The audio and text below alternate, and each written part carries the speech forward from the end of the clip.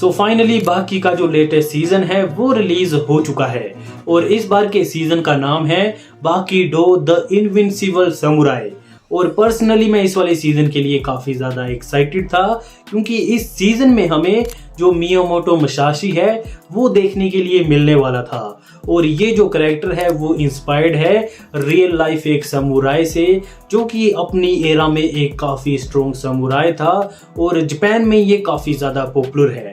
इसके अलावा भी ये जापान के बाहर काफ़ी ज़्यादा पॉपुलर है। तो बाकी में ये इस कैरेक्टर को लेके आने वाले थे तो मैं काफ़ी ज़्यादा एक्साइटेड था।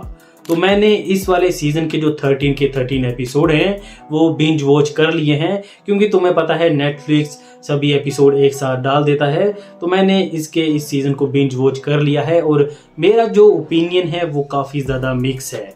और इस सीजन को देखने के बाद काफ़ी मिक्स से और इस सीजन को देखने के बाद मेरी जो फीलिंग्स है वो काफ़ी ज़्यादा मिक्स हैं। वैसे मैं बाकी का काफ़ी बड़ा फ़ैन हूँ। तो आज की वीडियो में बात करेंगे कि क्या ये जो सीज़न है वो वर्थ इट है या फिर वेस्ट ऑफ टाइम है। तो तुम वीडियो को लाइक कर दो और तुम्हें पता है चैनल के साथ क्या करना है।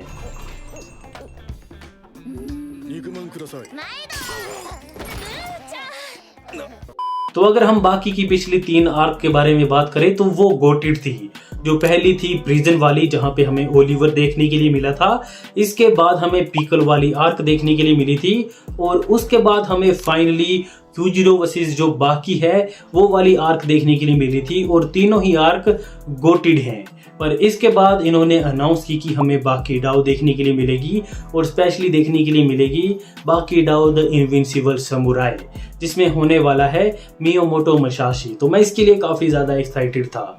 पर तो सच बोलूँ तो मैं इस वाले सीजन के लिए जितना एक्साइटेड था उतना ये डिलीवर नहीं कर पाया है। पर्सनली मुझे लगा था ये सीजन काफ़ी ज़्यादा क्रेजी जाएगा पर ये मुझे बोरिंग लगा। मुझे बाकी कभी भी बोरिंग नहीं लगती है पर ये वाला सीजन मुझे थोड़ा बहुत बोरिंग लगा क्योंकि इसमें हमें इतना ज़्यादा एक्शन देखने के लिए नहीं मिला। काफ़ी सारे बढ़िया सीन थे पर जो बाकी वाली फीलिंग थी इस वाले सीजन से वो थोड़ी बहुत मिसिंग थी। तो इस वाले सीजन के एपिसोड 1 में ही वो हमें बाकी वाली चीज़ें देखने के लिए मिल जाती हैं। जैसे कि इसकी शुरुआत में ही जो बाकी है वो स्टेज के ऊपर खड़ा होता है और वो बोलता है कि ऊपर की तरफ तो सभी भागते हैं पर ये बोरिंग है और ये नॉर्मल है तो मैं नीचे की तरफ भागूंगा। तुम्हें पता है वही बाकी वाला लॉजिक। और इसके बाद एपिसोड में बस 7 मिनट ही होते हैं। उसके बाद हमें पहला जो इनविंसिबल इंसेक्ट है वो देखने के लिए मिल जाता है जो कि बाकी में नॉर्मल है। और तुम्हें पता है ये सारी चीज़ें बाकी फैंस को अच्छी लगती हैं और मुझे भी काफ़ी ज़्यादा अच्छी लगती हैं। इसके बाद इस वाले एपिसोड में हमें एक बॉक्सर दिखाया जाता है जो कि बाकी से फाइट करने के लिए आता है पर जो बाकी है वो इससे फाइट नहीं करता है। बाकी बस इसे इतने ज़ोर से शेक करता है कि ये वहीं पर ही डिफीट हो जाता है। इसके बाद बाकी जाते जाते रोता भी है क्योंकि उसका ओपोनेंट इतना ज़्यादा वीक था। और ये मोमेंट काफ़ी ज़्यादा फनी भी थे और मुझे आयुष स्पीड की भी याद आ गई थी जब बाकी ने ये वाला फेस बनाया था। तो इसके बाद हमें बताया जाता है कि ये जो एल्डर है वो मुसाशी को वापस लाना चाहता है ताकि वो उसे फाइट करते हुए देख सके। तो इसके बाद हमें वही चीज़ें देखने के लिए मिलती हैं कि इन्होंने लैब बनाई है और फाइनली ये जो है वो मुसाशी की जो बॉडी है उसे रिक्रिएट करने में कामयाब रहते हैं। इसके बाद और भी चीज़ें होती हैं। फाइनली इसके अंदर इसकी सोल डाली जाती है। तुम्हें पता है बाकी में सब कुछ पॉसिबल है। सो फाइनली ये मुसाशी को इस वर्ल्ड में वापस ले आते हैं और मुसाशी भी काफ़ी ज़्यादा हैरान होता है इस वर्ल्ड को देखकर क्योंकि 400 साल बीत चुके हैं जब इसकी डेथ हुई थी और जो वर्ल्ड है वो पूरे तरीके से चेंज हो चुका है। तो ये सारी चीज़ें देखने में मज़ा आया। मुसाशी जो चीज़ें एक्सप्लोर करता है वो सारी चीज़ें देखने में मज़ा आया। अच्छा, तो इसके बाद हमें सीजन में यही देखने के लिए मिलता है कि ये जो एल्डर है वो बाकी और जो मियामोटो मुसाशी है उन दोनों को मिलाता है। इन दोनों की फाइट होती है और ये बाकी को बहुत ज़्यादा आसानी से डिफीट कर देता है। और मैं एक बात बता देता हूँ कि इस वाले सीज़न में हमें बाकी जो है वो बहुत कम देखने के लिए मिला है। ज़्यादातर जो टाइम है वो हमें ये जो मियामोटो मुसाशी है वही दिखाया जाता है।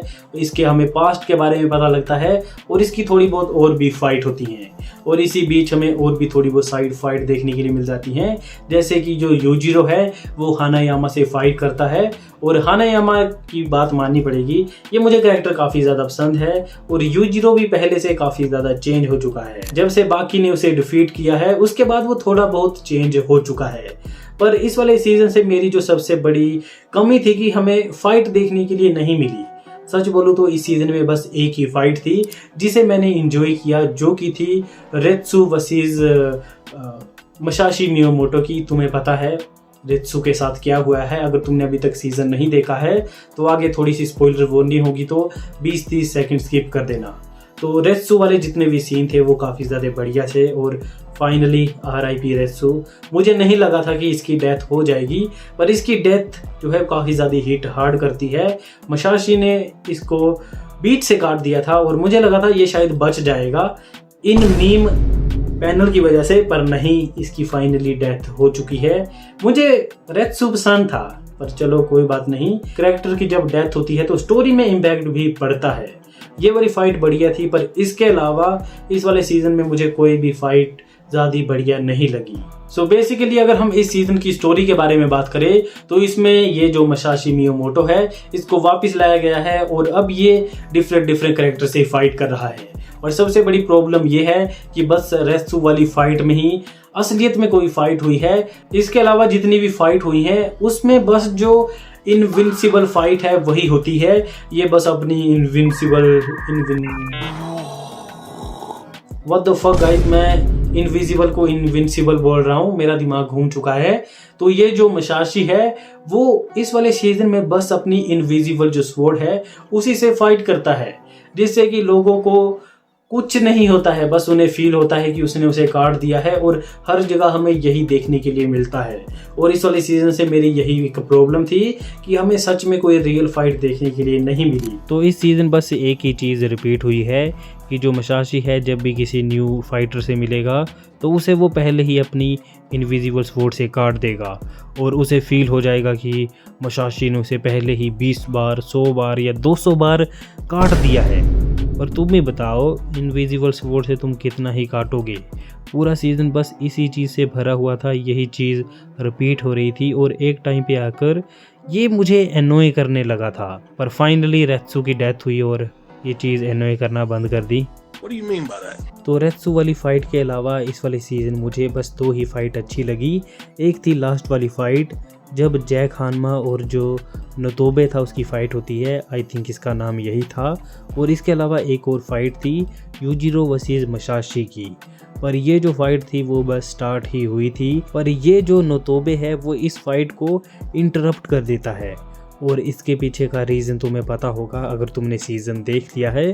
तो जब मसाशी इस वर्ल्ड में आता है तो जो एल्डर है वो सबसे पहले इसको इसी से मिलाता है और जैसे ही नोतोबे इस मसाशी को देखता है तो वो समझ जाता है कि ये एक मॉन्स्टर है।